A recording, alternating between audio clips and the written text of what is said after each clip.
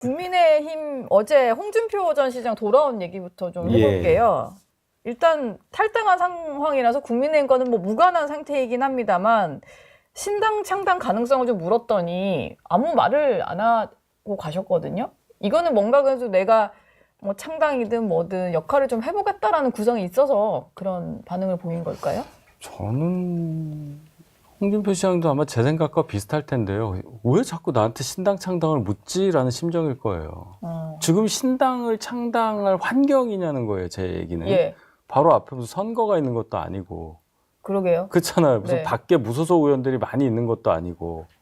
뭘 위해서 지금 신당 창당을 하냐. 그러면 이제 아마 뭐 조금 땡겨서 지방선거 때문에 이제 1년도 안 남았으니까 신당 창당을 해서 뭔가를 하겠다라고 해석을 할 수 있는데 그 얘기는 뭐 예를 들어 이준석 전 후보의 뭐 개혁신당과 뭐 저희 당에서 뭔가 분열이 일어나서 나오는 사람과 합쳐서 뭐 하겠다 이런 정도 그림을 전제하고 거기에 이제 헤드를 홍준표 전 시장으로 보는 그런 분들의 질문으로 느껴져요. 근데 일단 그럼 그 전제가 먼저 그런 움직임이 있어야 되는 건데 그렇죠. 지금 현재로서는 다짜고짜 신당 얘기하니까 홍준표 시장도 아예 대답을 안 하시더라고요. 네. 어제. 예. 혹시 오세훈 시장이 네. 국민의힘의 김용태 비대위원장이랑 예. 김재섭 의원 또 이준석 의원의 뭐 권영진 의원도 있었다는데 예. 뭐 이런 모임을 한번 한 적이 있잖아요. 예, 예. 뭐 그 자리에서는 김재섭 의원에게 당대표 얘기도 조금 뭐 나왔다 뭐 이런 얘기도 있고 혹시 뭐 이런 모임을 좀 염두에 두고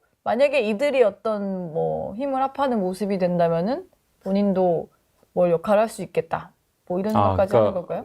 오 시장님이랑 그분들의 홍준표 시장까지 합쳐진다고요? 예. 너무 이상한데요? 너무 그림 이상해요. 예, 너무 이상하잖아요. 예. 전혀 뭐가 다르잖아요. 그럼 그 그림은 왜 생긴 거라고 보세요? 오 시장과 그 젊은 의원들의 모임.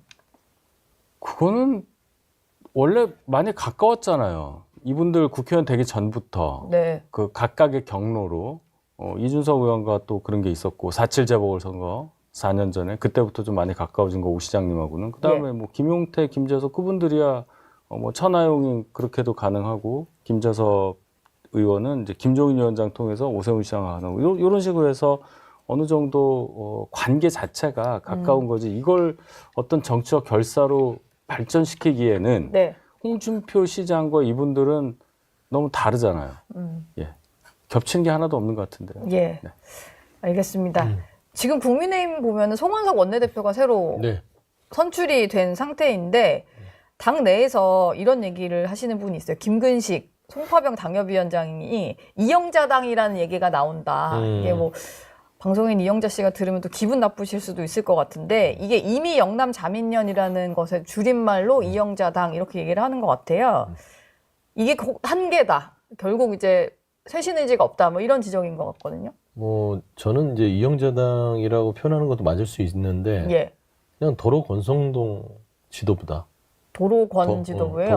도건 예. 지도부. 도로 그렇게 권성동이에요. 보세요. 저는 그렇게 봐요. 왜 그러냐면 이게 이제 국민의힘이 재밌게 분화가 내부적으로 되고 있는 것들이 찬탄과 반탄이 여전히 존재합니다. 네. 그러니까 찬탄 반탄에서 완전히 벗어나야 되는데 이제는 그 안에서 잊어버려야 돼요. 예. 예를 들면 윤석열 전 대통령이 탈당했고 그러면 탄핵이라는 것들에 대해서는 찬성과 반대에 대해서 반성 예를 들면 탄핵을 반대했던 쪽이 이번 대선에서 심판을 받았으면 사라져야죠. 네. 근데 그대로 있어요. 그러면 당내에서 그냥 세력을 지도부가 유지하고. 됐잖아요. 그러면 친윤 지도부가 다시 한 60명의 어떤 지지를 얻어서 원내 지도부가 됐어요. 그러면 그대로죠. 그러면 이제 홍준표 전 대구시장, 오세훈 시장, 한동훈 전 대표 이 네 명의 어떤 축으로서 지금 국민의힘이 조금 움직이고 있다고 저는 보여요. 네. 근데 저 김근식 교수처럼 말한 대로 이영자당 그거는 지금 지도부를 얘기하는 것이죠. 네. 나머지는 지금 각자 도생을 위해서 움직임이 있는 것이고. 예. 그랬을 때는 저는 국민의힘이 찬탄반탄에서 계속해서 헤어나지 못하면 저는 미래가 없다고 봐요. 아무리 혁신을 한다 해도 예. 찬탄반탄 여전히 그 당내에서 대립하고 있잖아요. 저는 그게 가장 큰 해소해야 될 숙제다. 지금 뭐 일단 김용태 비대위원장 개혁안에 대해서도 이대로라면은 김용태 위원장의 임기가 끝날 때까지 별로 진척 없이 뭐 넘어갈 것 같고 뭐 그런 상황이에요. 그렇죠. 예. 좀 답답하실 것 같기도 한데 어떻습니까? 뭐 답답한 지 오래돼가지고요. 예. 김용태 비대위원장이 이제 임기가 6월 말까지잖아요. 네. 그때까지 본인이 짧은 기간이지만 새로운 개혁안까지 내서 뭔가를 결론 짓고 내가 관두겠다. 이런 입장인데 어렵죠. 예, 김용태 비대위원장을 도와줄 비대위원도 없고 다 사퇴를 한 마당이고 당내에서도 지지세를 규합하기가 있긴 있는데 네. 어느 정도 김용태 비대위원장의 의견에 동조하는 분들이 있음에도 불구하고 이게 이제 세력화가 안 되니까 그냥 공허하게 시간만 가는 상황이다. 네. 그리고 이제 새로 원내대표가 되신 송원석 원내대표는 의견이 이제 다른 거죠. 다른 기구를 하나 만들어서 거기서 논의하자. 혁신위. 과거 이제 인유한 혁신위처럼 네. 그때 대단했잖아요. 네. 뭐 그런 거 만들어서 당을 바꾸자 뭐 이런 생각을 하시는 걸로 보여요. 김용태 비대위원장은 당원 대상으로 여론조사하자. 당원 투표도 아니고 당원 대상 여론조사더라고요. 예. 그래서 결론은 그렇게 맞서고 있는데 김용태 비대위원장이 결국은 큰 어떤 성과 없이 물러날 수밖에 없는 상황이 되지 않냐 이렇게 볼 수밖에 없어요. 임기가 6월 말이면은 뭐 다음 주면 거의 끝나는 거여가지고 그렇죠. 뭔가 이제 진행되기가 좀 애매해 보이고 그대로 넘어간 채로 아마 전당대회가 치러지지 않을까 싶은데 제가 어제 좀 발견한 기사 중에 좀 하나 재밌는 게 한동훈 전 대표가 최근에 보통 이제 친윤들을 좀 지원했던 친윤 외곽 조직의 이영수 회장 있잖아요. 네. 이분을 만나셨어요. 그래서 지금 친윤들도 보니까 좀 약간의 분화가 일어나는 것 같고 맞습니다. 뭐 그런 움직임 같은데 이 두 분의 만남은 혹시 전당대회를 염두에 둔 뭐 조직 세력화 뭐 이런 겁니까? 뭐 그렇게까지 해석할 수도 있는데요. 예. 제가 볼 때는 이영수 회장이라는 분이 네. 그동안 저희 당의 외곽에서 주로 조직 관련한 일을 잘 맡아서 해오신 분이어서 네. 왜 그럼 이분이 한동훈 비대위원 전 대표와 만났을까? 여기에만 집중하면 될 것 같습니다. 결국은 이분이 활동할 수 있는 것이 당의 대표가 선출되는 과정에서 역할을 하고, 예. 뭐 어떤 당 대선 후보가 선출되는 과정에서 역할을 하고, 뭐 이런 역할을 했잖아요. 그러면 한동훈 전 대표가 지금 말씀드린 당 대표나 당 대선 후보 선출되는 과정에 있어서 중요한 인물이라고 생각되니까 만났겠죠. 그분이 왜 만났을까? 한동훈 전 대표. 그게 더 중요하죠. 예. 알겠습니다. 서영주 대변인께는 뭐 민주당 얘기 좀 하나 여쭤봐야 될 이거 것 국민의힘 같은데 얘기 안 물어봐요. 뭐 아까 다 얘기를 더 중요한 얘기가 기대할 게 없다. 저희 당으로 와서 얘기하세요. 있네요. 네. 원래 밖에서 보면 더 잘 보이는데. 맞아요. 민주당이 8월 2일에 전당대회를 하는데 지금 보니까 친명들 간의 어떤 2파전 구도가 예상이 돼요. 근데 이거 이제 정청래, 박찬대 두 분을 놓고 네. 지지자들 사이에서도 좀 갈라져 있다 뭐 이런 얘기가 있던데 실제 분위기가 좀 어떤 건가요? 실제 분위기가 그렇습니다. 그래요?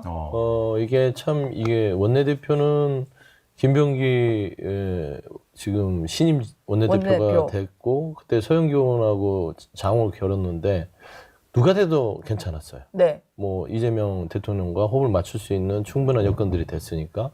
근데 이 당대표 선거는 이게 묘한 게 지금 박찬대 의원과 정청래 의원 자체가 친명 그룹에 속하긴 하는데 우리가 박찬대 의원을 생각할 때는 거의 이재명 대통령의 가장 네. 지근거리 있는 사람으로 우리가 인식하죠. 그렇죠. 정청래 의원은 좀 멀지만 그래도 이재명 대통령을 잘 네. 옆에서 보호하고 보좌했던 옹호했던 수석 최고위원이었죠. 출신이잖아요. 네.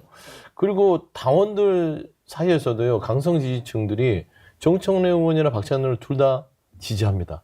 이유는 뭐냐면 이재명 대통령을 만들었고 대표 시절에 지켜줬기 때문에. 네. 근데 이게 당대표 선거를 하는데 지금 조금 균열이 있어요.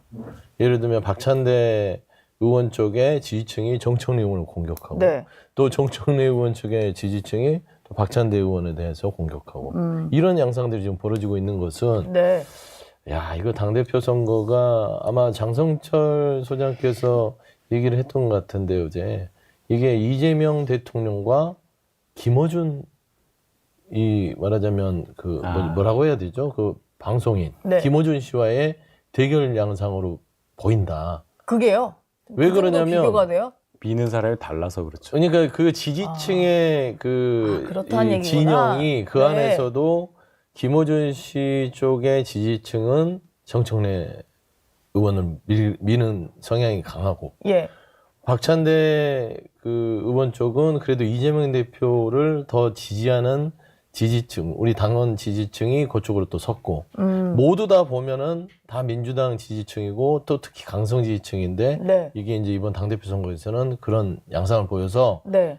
굉장히 그 대결 구도가 재밌게도 그랬어요. 이당 전당대회가 재밌겠어요. 그러면 이 지금 정말 국민의힘이 더 재밌죠. 집권 초에 힘이 강한데 만약에 정청래 의원이 됐을 경우에는 파워가 어디에 있냐라는 게 드러나게 되는 그건 셈인데. 엄청난 사건이 되겠죠. 예. 왜냐하면 정청래 의원 지금 보면 사실 수세에 몰렸다는 걸 본인이 안단 말이에요. 네. 내 친구 박찬대가 되어도 된다 뭐 이런 얘기 하시던데. 그 하나만 한 얘기고요. 더 하나만 한 얘기는 나 이재명이랑 친해요. 베스트 프렌드예요. 이러잖아요. 네.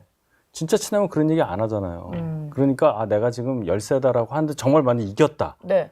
그럼 이거는 굉장히 큰일이에요. 민주당은 이거 진짜 어떡하려고 그래요? 근데 그럴 일은 없을 것 같고 예. 제가 이제 좀 당부를 드리고 싶은 네. 것들은 그 정청래 의원에 대한 공격의 수위들이 높아요. 예. 그래서 전 당원들 사이에서도 그런 박찬대 거를. 의원이나 정청래 의원이나 두 분 다 이재명 대통령을 잘 옆에서 보좌할 수 있고 같이 또 여러 가지 견제와 균형 속에서 건강한 어떤 당정 관계를 만들 수 있는 분들이기 때문에 네. 저는 그냥 선의 경쟁을 할 수 있도록 당원들도 그냥 본인들이 선택까지만 했으면 좋겠어요. 근데 네. 벌써 지금 시작 전부터 지난 정청래 의원이 했던 말들을 다시 소환시켜서 알고 보면 뭐 이재명 대통령을 진짜로 뭐 사랑하지 않는 사람 아니냐 뭐 이렇게 하고 뭐 박찬대 의원 쪽도 뭐 이런 좀 다른 쪽에서 공격하는데 예. 안 그랬으면 좋겠어요. 이제는 더 이상 당원들 사이에서 특히나 뭐 이제 둘 다 진영이 똑같은데 어떤 본인 마음에 안 든다고 해서 그 한 상대를 좌표 찍어서 비방하고 혐오하고 예. 어떤 사실들을 뭐 좀 없는 사실을 만들어서 막 이렇게 유포하는 것들 이거는 우리 집권 여당이 된 민주당에 큰 도움이 안 되기 때문에 네. 저는 그 누구도 다 괜찮은 사람들이다. 알겠습니다. 전당대회 얘기할 시간은 또 많으니까 네. 저희 또 뭐 다음에 얘기 나눠보도록 하겠습니다. 두 분 말씀은 여기까지 듣겠습니다. 고맙습니다. 네, 감사합니다.